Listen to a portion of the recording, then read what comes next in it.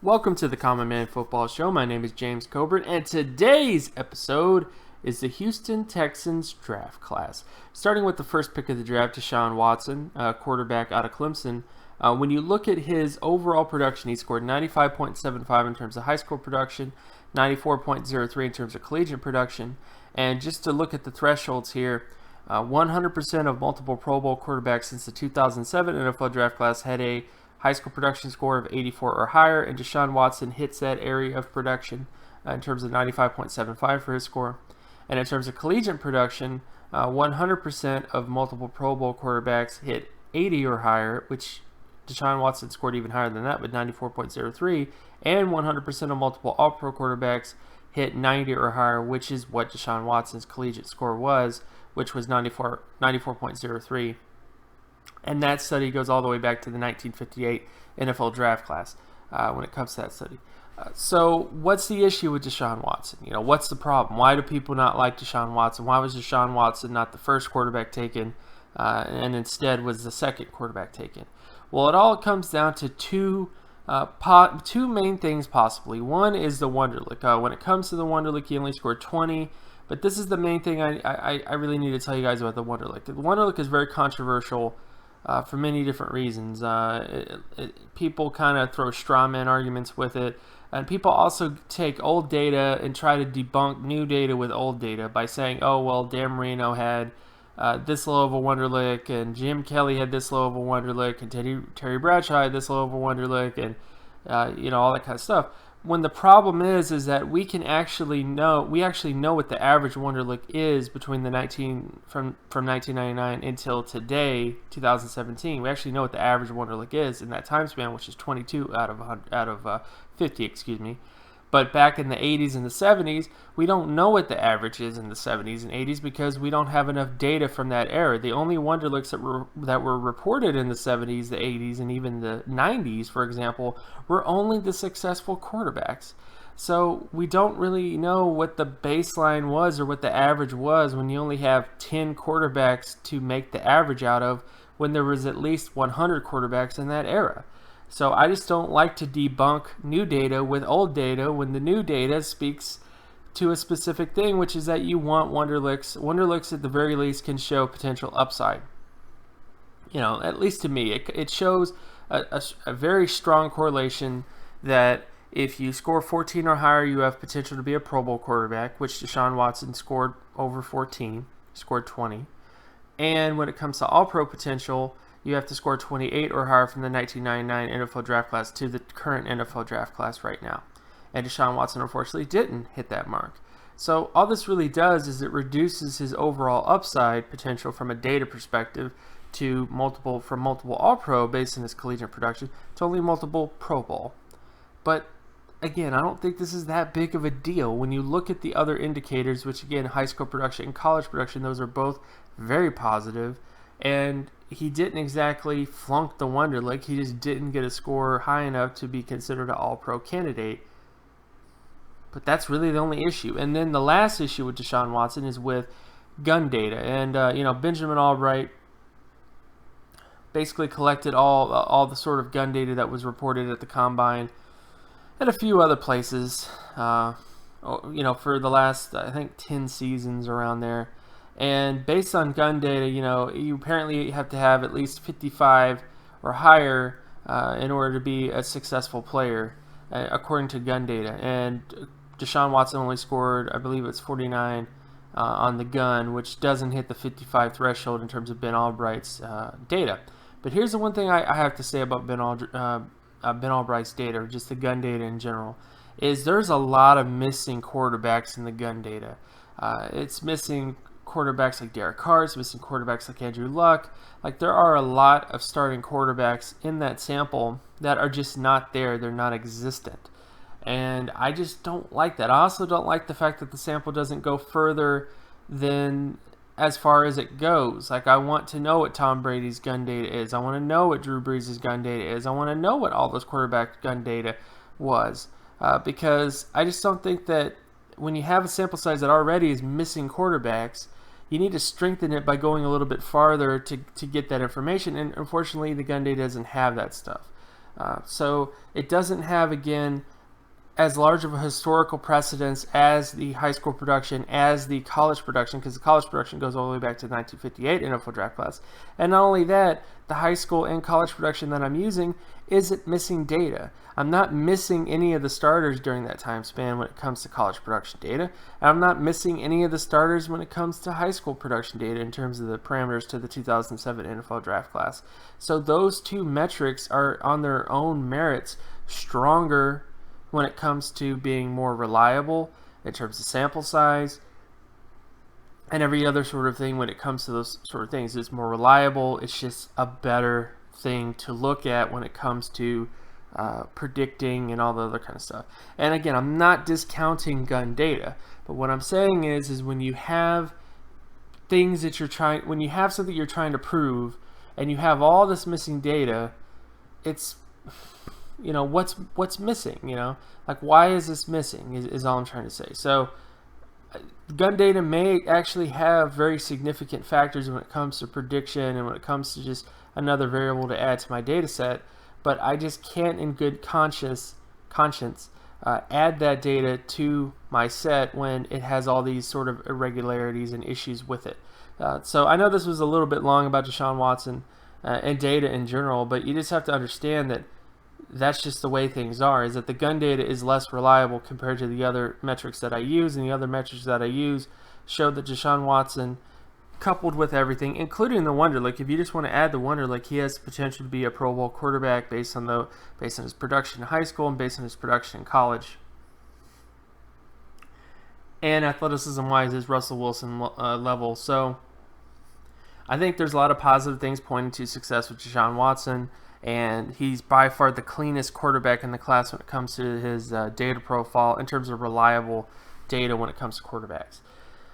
Then we get to the next pick of the draft, and Zach Cunningham, linebacker out of Vanderbilt. When it comes to his production, he scored 92.94 in terms of solo tackle market share, which is all-pro level, 100% of multiple all-pro linebackers since the 1996 NFL draft class had at least a score of 91 or higher in terms of solo tackle market share, and Zach Cunningham scored above that mark with 92.94.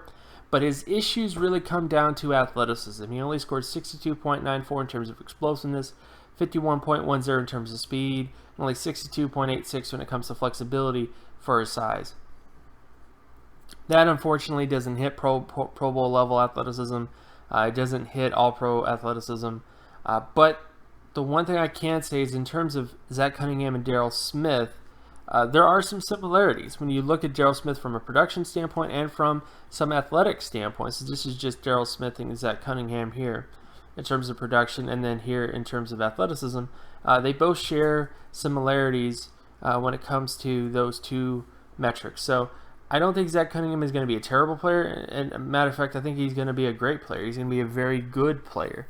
It's just that he's not exactly going to hit high-quality outcomes consistently because he lacks the athleticism of past greats when it comes to the linebacker position. All the past greats when it comes to multiple Pro Bowlers and multiple All-Pro linebackers since the 1996 NFL draft class. Then we come to the next pick, and Foreman, running back out of Texas. When it comes to his production, he scored 93.46 in terms of total offensive market share production, and which is all-pro level when it comes to his production profile. So he's basically, like Zach Cunningham, he hit the area of most elite running backs. But his issue really comes down to athleticism. He scored 82.29 in terms of explosiveness for his size, 90.93 in terms of 91 in terms of speed for his size, at 78.60 when it comes to flexibility for his size. His three-cone did not hit the multiple Pro Bowl / All-Pro three-cone level it needed to hit in terms of 7.09. 92% of all multiple All-Pro and multiple Pro Bowl running backs since the 1999 NFL draft class had a three-cone of at least 7.09 or lower, and the only guy to not have that is DeMarco Murray. Now, what I would say is I still think Foreman's going to be a good player. When you look at the production that he put up and you look at his athleticism, he compares very favorably to Eddie Lacy and a lot of other backs like that in terms of explosive speed backs. So I think Foreman is going to be a terrific pick for them. He has the production, he has the athleticism. It's just there are some concerns when it comes to the three-cone in terms of long-term success outcomes. But I think at the very minimum, you have a very good starter in the mold of an Eddie Lacy type player, and I think that's a terrific pick for you guys when it comes to those first 3 picks. You get Deshaun Watson, you get Zach Cunningham, and you get Foreman. All 3 of those guys, and based on the data, have potential to be very successful players at the NFL level at the very least. And then you get to the next pick of the draft, and Julian Davenport, offensive tackle out of Bucknell.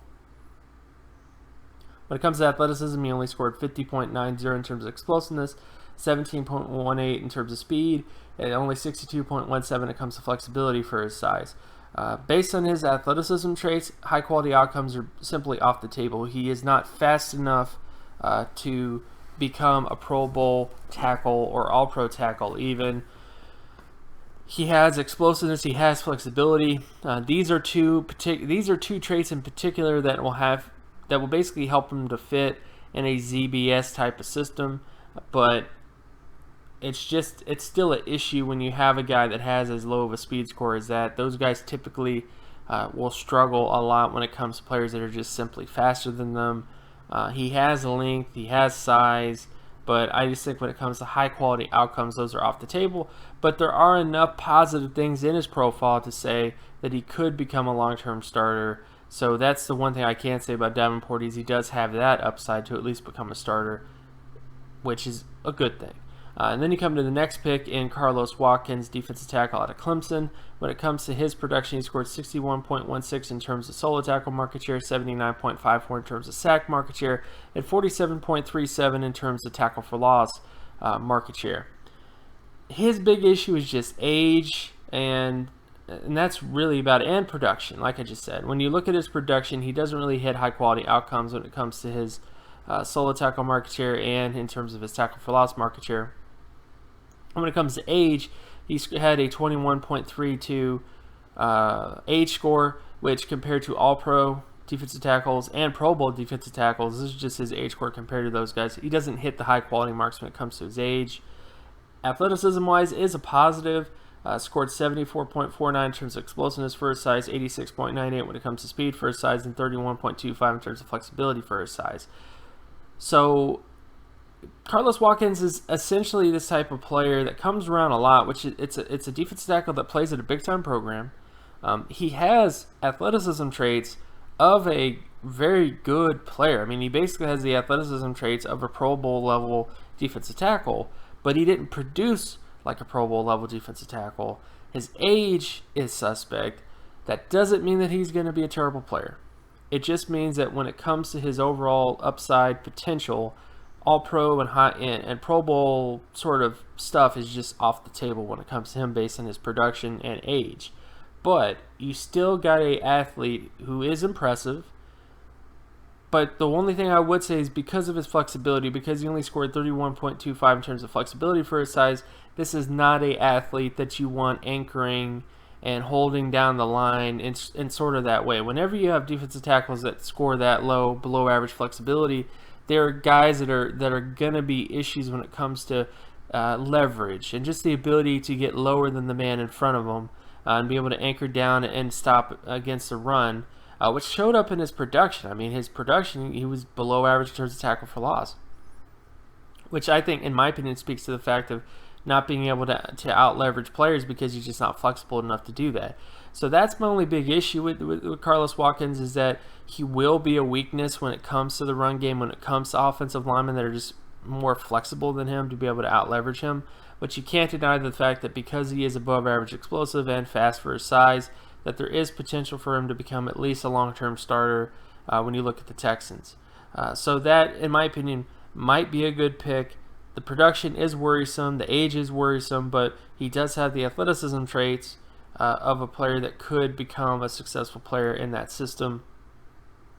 And then you get to the next pick in Treston, DeCoud, cornerback out of Oregon State. When it comes to production, he scored 75.10 in terms of solo tackle market share, 75.39 in terms of pass deflection market share. He's another guy that has age concerns. His age score was 9.73 overall, which is not good when it comes to high quality outcomes. And when it comes to his athleticism traits, this is where the big issue is. Athleticism-wise, he had 27.83 in terms of explosiveness, 32.86 in terms of speed, and 16.79 in terms of flexibility for his size. That's not getting it done in terms of high-quality outcomes either. And it also is kind of on the edge of not making it to a certain extent. So he is a tall corner that's stiff. Which is also what he's like on film. So this really shouldn't surprise anybody in terms of this. But I would say best case scenario for Treston DeCoud is that you have a decent backup player, but there's a lot of things pointing to disappointment and not a lot of success, because when you have a guy who has below average athleticism across the board, and in particular has a very low flexibility score in terms of 16.79, coupled with being as tall as he is, I think there's potential that this could be a pick that just doesn't really pan out because of those two factors in terms of his age and in terms of the athleticism for his size. So this is one of those picks that the Texans took that doesn't have the most success potential when it comes to their draft class. And then the last pick of the draft is in Kyle Fuller, center out of Baylor. In terms of athleticism, he scored 20.25 in terms of explosiveness, 51.64 in terms of speed, and 46.03 when it comes to flexibility for his size. Above average speed is good, explosiveness is not exactly great, and flexibility, again, 46.03 is kind of as well. But there are enough things here to say that Kyle Fuller has starter potential, and I think that that's the best thing that you could really point towards when it comes to Kyle Fuller, is the potential that he could be a starter. He is fast enough, and he's also flexible enough to at least be able to maintain leverage and do those other sort of things. And I think that that's probably one of the picks that could end up. He's a guy who's a late pick. There is potential that he could just kind of not be successful because of his athleticism, because a lot of guys that have athleticism this poorly need to have outstanding technique, need to have that next level ability when it comes to just their football IQ to kind of rise above their athletic issues. And Kyle Fuller may be that guy, but that's just the main thing I would just say with Kyle Fuller, is that he could be that guy. He could be that guy that just, in terms of technique and in terms of his overall profile, he could end up being a long-term starter, because he at least has the prerequisite athleticism in order to achieve that. So that's kind of my final sort of thought on Kyle Fuller when it comes to him. So overall, with the Texans draft class, so how do I feel about it? Again, without giving grades, without doing anything like that. Well, my board says they should have, none of that stuff. I think it was a great draft. When you look at Deshaun Watson, you have a guy who, in my opinion, is a franchise quarterback based on the data kind of side of things. If he fails because of gun data, he fails because of gun data. It's kind of silly that a guy who hits every single successful mark when it comes to high school production and college production, and also not a bad athlete either, fails because of gun data. So I would be very surprised if he failed based on that. There is that that is still somewhat relevant, but I don't think it should just be the thing that's like the ultimate decider with him. There's so many positives in terms of his profile that you just can't just throw away all the positives because of one thing that's based on, again, shaky foundations of data. And then we get to the next pick with Zach Cunningham. I think that's a solid pick for them in terms of, as a linebacker. Very solid. I think he's a potential starter. Foreman, I think, is a potential starter with lots of positives in terms of production and athleticism, except he doesn't hit the flexibility marks he needs to hit in terms of guaranteeing Pro Bowl status. Davenport has at least the prerequisites for a starting ZBS tackle. Carlos Watkins at least has the prerequisites for a starting defensive tackle. Treston DeCoud, unfortunately, is the only pick that I think has the least amount of chance of success long term based on his athleticism and based on his age. And then you finish it off with Kyle Fuller, who at least has the prerequisites for center, but also could be a guy who's one of the less successful players in the draft. Like, there's potential that he could bust based on athleticism, based on other sort of factors like that. So, again, good draft. There's a lot of positives here. You don't have very many high upside players in this draft. Guys that have enough indicators to say that yes, that guy's going to be a Pro Bowler and that guy's going to be a Pro Bowler. Like, there's not a ton of guys like that in this class, but it's very solid in terms of players that will have a role and players that also could blossom into even better things. So I think when it comes to this draft, they really favored production and athleticism to start with the first 3 picks. They got a little away from that in the second half of the draft, but I still think that it could be a solid draft for them overall. So again, my name is James Cobern. You can follow my work at draftcoburn.wordpress.com. You can also follow me on Twitter at Geometrics. If you like this channel, if you like the content on here, be sure to like and subscribe and leave a comment too if you have any questions for me. Also, don't forget to check out the 2017 NFL Draft Analytics Guide that I put out a couple weeks ago on Amazon. You could just type in 2017 NFL Draft Analytics Guide and it'll pop up on Amazon from James Cobern. So be sure to check that out. Buy it. It's the biggest draft guide out there, period. It has more prospects than everybody else. And it was the only draft guide that once the draft was over, there wasn't a lot of, well, this guy wasn't in the guide. There wasn't as much of that with my guide compared to other people's guides where they were just missing players because they just weren't big enough. So be sure to check out that as well. And again, and this was a little bit longer episode, but I had to go off on Deshaun Watson. And I will talk to you guys in the next episode. So again, thank you so much for all the support I've received from many of you. And again, I will talk to you guys next week. Peace.